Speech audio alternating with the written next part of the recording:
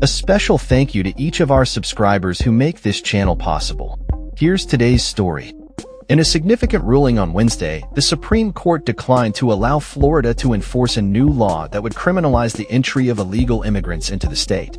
This decision comes after a lower court had previously blocked the law, which was signed by Republican Governor Ron DeSantis in February as part of a broader initiative aimed at tightening immigration controls in line with former President Trump's policies.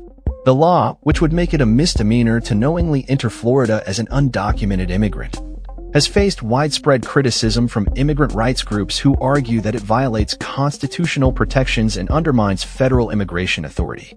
The Supreme Court's order was brief and unsigned, providing no detailed reasoning or dissenting opinions, which is not uncommon for emergency applications.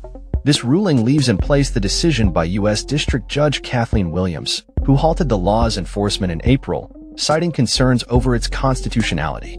The law had sparked outrage after it was reported that an American citizen, Juan Carlos Lopez Garcia, was arrested for crossing into Florida from Georgia, illustrating the potential for misapplication and abuse of the law. In response to the Supreme Court's decision, Cody Wofsy, deputy director of the ACLU Immigrants' Rights Project, emphasized that the ruling reinforces the principle that immigration enforcement is a federal responsibility. Bacardi Jackson, executive director of the ACLU of Florida, echoed this sentiment, stating that the law's attempt to empower local law enforcement to regulate immigration status was not only unlawful but also posed risks to many individuals. Despite the setback, Florida's Attorney General James Uthmere remains optimistic, asserting that the law is crucial for the state's future and expressing confidence that it will ultimately prevail in court.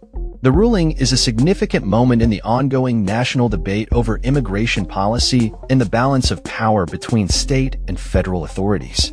As the legal challenges continue, the implications of this decision will likely resonate throughout the country as other states observe Florida's attempts to navigate the complex landscape of immigration law. The Supreme Court's refusal to intervene in this case underscores the ongoing tensions surrounding immigration policy in the United States and the challenges states face when attempting to legislate in areas traditionally governed by federal law. That's all for this story.